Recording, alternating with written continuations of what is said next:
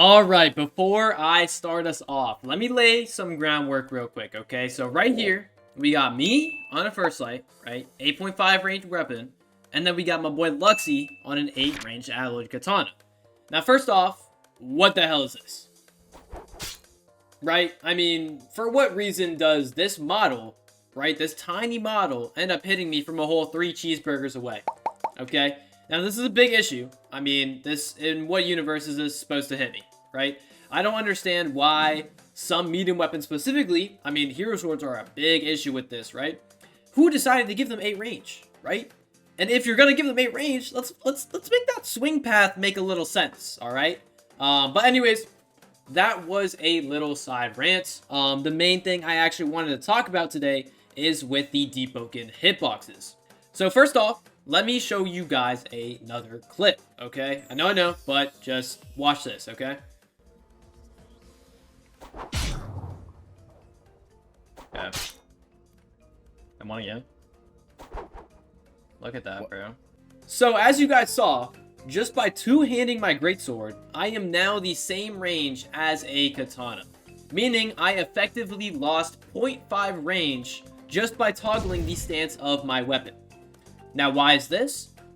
Well, Deepwoken hitboxes aren't stationary, which means that they are constantly moving with you and with whatever movements you're doing. So using my professional drawing skills, this means that if my idle animation has me reaching my hand out this far, then my hitbox is also that far out.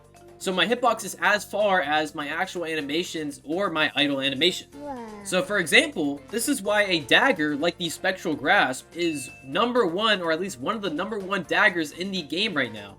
Because look at this stance compared to this stance. A normal dagger leaves you twice as vulnerable as the Spectral Grasp, so you will end up getting hit by way more things than you otherwise wouldn't if you were simply using a Spectral Grasp instead. So here are a list of these stances that I found to be the widest, I guess. I don't really know what word to call them, but just bigger hitboxes, alright? We have the sword plus shield combo, the two-handed greatsword, overall just daggers in general.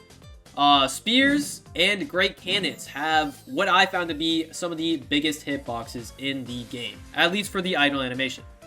Obviously, these aren't the only ones that affect your hitbox. I mean, literally any stance in the game is bound to give your opponent a little extra bit of range on all of their attacks. But the difference is that these weapon stances give your opponent around 0.5 extra range at least on every single attack. This isn't even M1s. Did I mention that yet? This is an all-around range increase on all mantras that hit you, all M1s that hit you, all potions that hit you, all reinforces that hit you, all items that you're trying to pick up, NPC talking distance, mob aggro range, and of course, my personal favorite, you can buy food from further away, right? So I guess the takeaway from all of this is, while you are picking your weapon for whatever build you're trying to make, you should really think about what stance you actually want to use for that build. Are you one-handing your weapon? Are you two-handing your weapon? Whichever stance you're choosing is much more important to your build than you realize. As y'all saw with the Spectral Grasp, if I had to choose between a Spectral Grasp and an Alloy Tonto, and the main differences are in the damage values right here, would you choose to get an extra around 1.6 damage or have a smaller hitbox? These are the type of questions that people don't really bother asking themselves when they're making their own builds, and it is the reason why some weapons are just naturally better than others. So hopefully you guys learned something from this video, and make sure to think about your two-hand or one-hand stance before deciding your weapon. Alright, see y'all next time. Peace.